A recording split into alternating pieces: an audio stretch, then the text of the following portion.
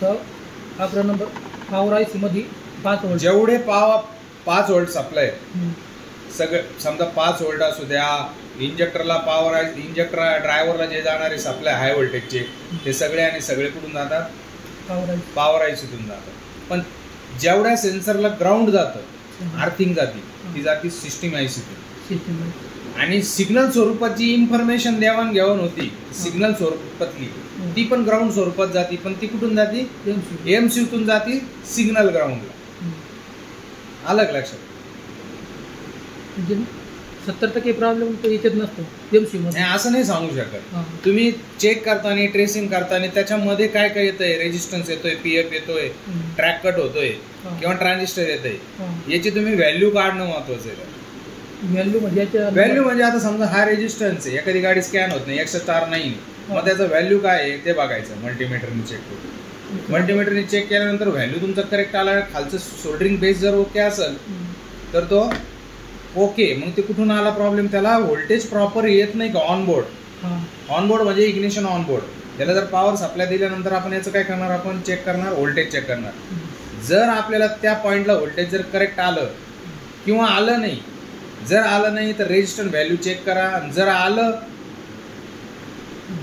नाही आलं तर रेजिस्टन्स व्हॅल्यू चेक करा. रेजिस्टन्सच्या बॅक साईडला जर व्होल्टेज नाही आलं तर तो कुठून येणार? पॉवर सप्लाय मधून येणार, पॉवर आयसीतून येणार. मग त्यावेळेस तुम्ही त्याचा पॉवर आयसी चेंज करायचा. पहिले 5 व्होल्ट पॉवर आयसी मध्ये, ऍक्सिलेटरचे 5 व्होल्ट, बूस्ट प्रेशर सेन्सरला जे 5 व्होल्ट जिथं जिथं जातात तिथं पॉवर आयसीतून व्होल्टेज जातात, पॉझिटिव्ह सप्लाय. आणि इव्हन त्याला ग्राउंड जे जातं, रेल प्रेशरला ग्राउंड जातं, नंतर सिग्नल ग्राउंड पण जातं ना. 5-12-12 आहे ना, 5 व्होल्ट पॉझिटिव्ह सप्लाय येतो रेल प्रेशर सेन्सरला, आणि 12 व्होल्ट ग्राउंड येतं आणि 12 व्होल्ट सिग्नल ग्राउंड येतं. सिग्नल ग्राउंड एमसीतून जनरेट होतं आणि निगेटिव्ह वायर त्याची सिस्टम आयसीतून. 12 व्होल्ट. हा, म्हणजे चेक इंजिनचा लाईट जर म्हणले तुम्ही तर त्याला आर्थिंगच येते. स्टार्टर रिलेला सप्लाय आर्थिंगतूनच येतो, मग तो कुठून येतो? सिस्टम आयसीतून येतो. आलं लक्षात? 12 volt direct system IC, system IC. Power supply, positive supply power आयसीतून जातो 5 व्होल्ट. हा, म्हणजे एमसीयू ला ऑन करण्याचं पण काम कोण करतो? पॉवर आयसी करतो.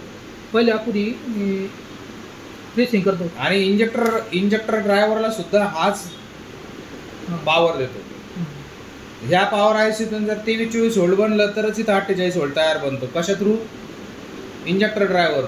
इथं हाय व्होल्ट जनरेट होतो. अलग लक्षात. मग ट्रेसिंग कशी करायची? आता समजा 1, 2, 3, 11, 7, 8, 9, 10, 11 कूलंट टेम्परेचर सेन्सर.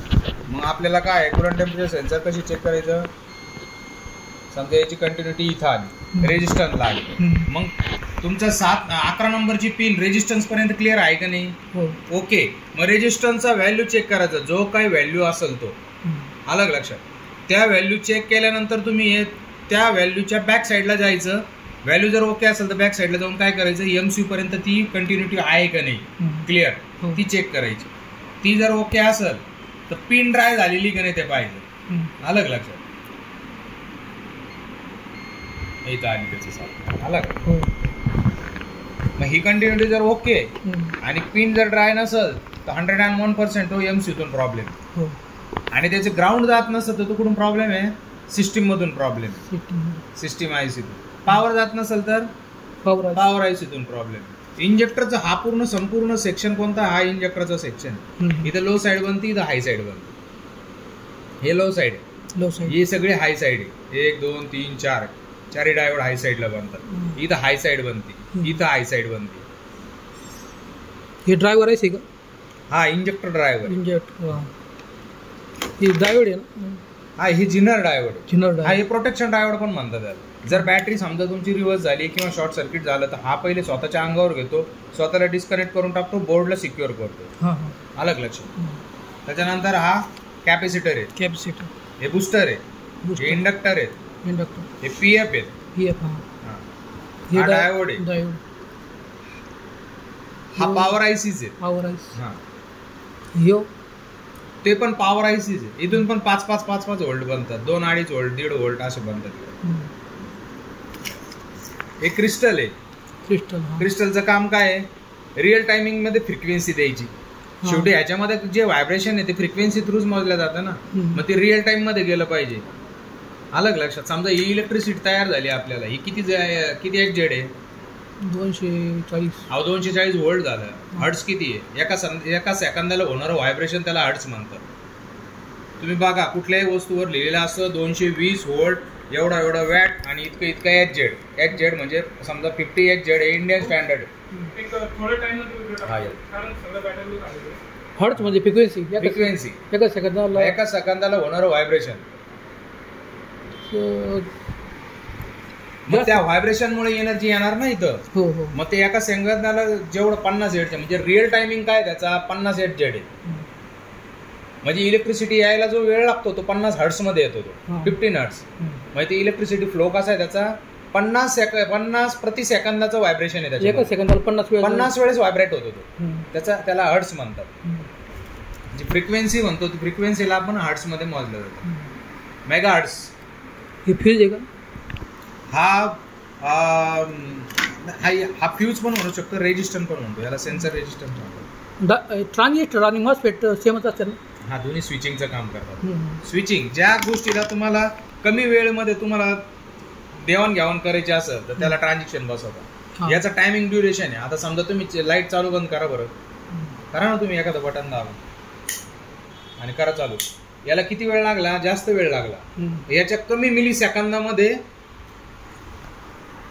मॉसफेट काम करते, स्विचिंगचं काम करते. आता इंजेक्टर आपण ज्यावेळेस काम करतो, इंजिन स्टार्ट करतो, इंजेक्टरला सप्लाय जो देण्याचं काम करतो कोण करतं, मॉसफेट करते. मिडलला स्विचिंग करते, फास्ट मध्ये चालू बंद होतं ना इंजेक्टर, चालू बंद होतं ना पल्स मध्ये म्हणा. त्याला जे सेन्सरला सप्लाय जातो, व्होल्टेज असतो, फ्रिक्वेन्सी असते, ती सगळी मॉसफेट मध्ये. या मॉसफेटला स्विच पण म्हणतात. हा स्विचच काम करतो, पण त्याचं टायमिंग ड्युरेशन आहे. जे आता तुम्ही बटन दाबलं आणि ऑन आणि ऑफ मध्ये जेवढा टायमिंग गेला का त्याच्या काही मायनस मध्ये तो काम करतो. स्विचिंग. हॅलो, साधे पिवळे मीटर घ्या ना बाळा. आता हा लय भारी ते नका घेऊ सध्या. हे केवढ्याच आहे?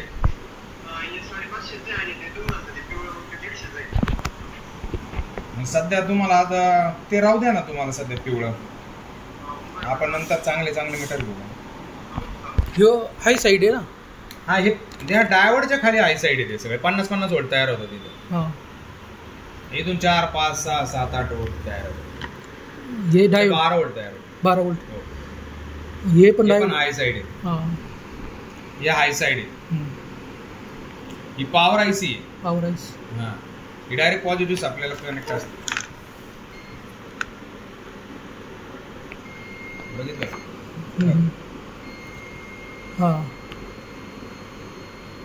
ज्या वेळेस तुमचं रिले थ्रू इग्निशन ऑन होतं का, तो सप्लाय डायरेक्ट इथे येतो मॉसफेटला. तो मॉसफेट म्हणून बोर्ड जो ऑन होतो तो इथून तयार होतो, इथून बोर्ड ऑन होतो. प्रत्येक जण ना बोर्ड शोधताना पॉवर आयसी तसं नाही. पण रिले थ्रू ज्यावेळेस रिले पॉझिटिव्ह सप्लाय देतो बोर्डला, सप्लाय कसा येतो माहिती तुम्हाला? बोर्ड कसा ऑन होतो माहिती का? नाही, बोर्ड असा ऑन होतो, ग्राउंड याला फिक्स असतं. अलग लक्षात. याला इग्निशन ऑन असतो. जोपर्यंत बोर्डला इग्निशन ऑन जात नाही तोपर्यंत पॉवर आयसी MCU थ्रू रिलेला आपल्या निगेटिव्ह येत नाही. रिलेतून निगेटिव्ह आल्यानंतर, रिलेला निगेटिव्ह आल्यानंतर बोर्डमधून मग पॉझिटिव्ह सप्लाय 4, 5, 6 जे काही पॉझिटिव्ह कनेक्शन असतील याचे त्याला जातात आणि बोर्ड फुल्ली ऑन होतो. पहिले relay through, main relay through on होतो बोर्ड. पॉवर आयसी मध्ये करंट पॉवर आयसी मध्ये. पॉवर आयसी इग्निशन ऑनचा पॉवर आयसी येतो. तो पॉवर आयसी मध्ये ऍक्टिव्हिटी होतात. ग्राउंड जनरेट होतं. ग्राउंड जनरेट झालं का मेन रिले ऑन होतो. पॉझिटिव्ह सप्लाय 4 आणि 5 ला येतो. 4, 5 मध्ये आला का हा मॉसफेट स्विच ऑफ ऑन करते. स्विच ऑन केला का MCU पूर्ण ऑन होतो आणि मग तुमचा बोर्ड ऍक्टिव्हेट होतो. मग तिथून पुढे सगळ्या गोष्टी चालतात. मग इंजेक्टर ड्रायव्हरला हाय व्होल्टेज येणार, हे सगळ्या गोष्टी. पहिला आपण ईसीएम चेक करतो. ज्यावेळेस तुमचा बोर्ड ऑन होत नाही सगळ्यात पहिले तुम्ही चेक करणार काय? Ignition on. पहिले बोर्डला ग्राउंड आहे की नाही चेक करा, नंतर इग्निशन ऑन चेक करा. इग्निशन ऑन जर असेल तुमचा, बोर्ड मधून आउटपुट काय येतंय मेन रिलेला येतंय का नाही ते बघा. मग मेन रिलेला निगेटिव्ह आल्यानंतर मेन रिलेमधून पॉझिटिव्ह आउटपुट जातो बोर्डच्या पॉझिटिव्ह सप्लायला आणि मग फुल्ली बोर्ड ऑन. असं सिस्टम आहे. PF आहे ना? पीएफ डायोडच काम करतो, वन साइडच चालणार. ते मोबाईलमध्ये की इलेक्ट्रो डॉक ॲप्लिकेशन असते. हा ते डाउनलोड करा ना.